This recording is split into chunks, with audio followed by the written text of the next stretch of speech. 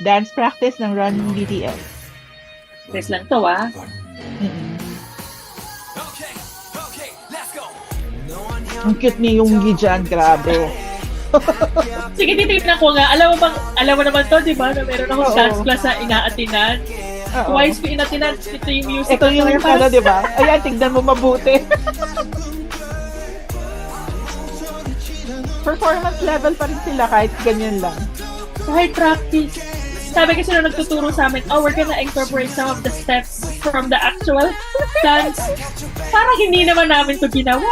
Hindi, makikita mo yung sa chorus siguro. Oo, meron doon yung gumaganon. Pero syempre, Ayan, ayan, ayan. make a move left and right.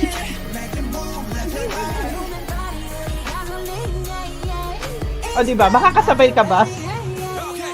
Hindi! Yan, ginawa namin yan, yung gumaganyan. Syempre, Oo. syempre mukha kaming mga ano.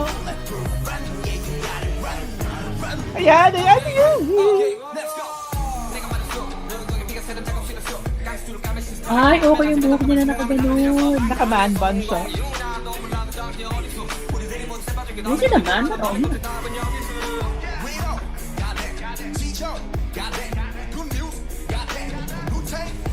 Ayan, nahiya na sa'yo si RM. Nagtakip na siya ng hair. Ay, pastar.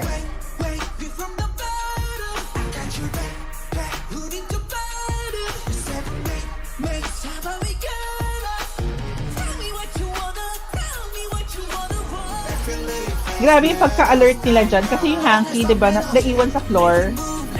Pwede sila madulas. Makita mo pa simpleng pupulutin ni Jin yung panyo. Kasi baka may madulas. Yun, no?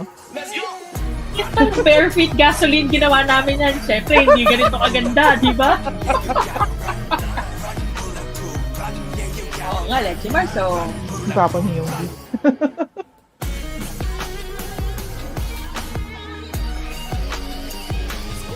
Oh, wow.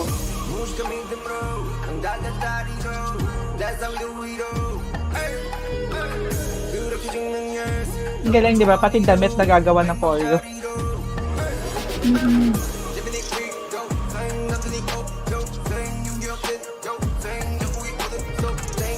So, buong sayaw yung ginagawa niya sa dance class.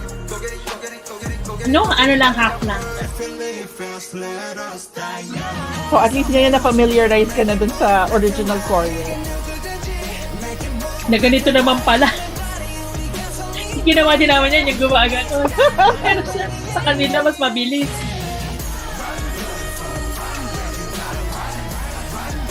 Wow, I love this part. Ano, parang akong tanga, sa ganyan, kay Yoongi pa rin ako nakafocus. Ay, talaga. Oo. Ay, Yun, so that's Run BTS, yung love dance it. practice.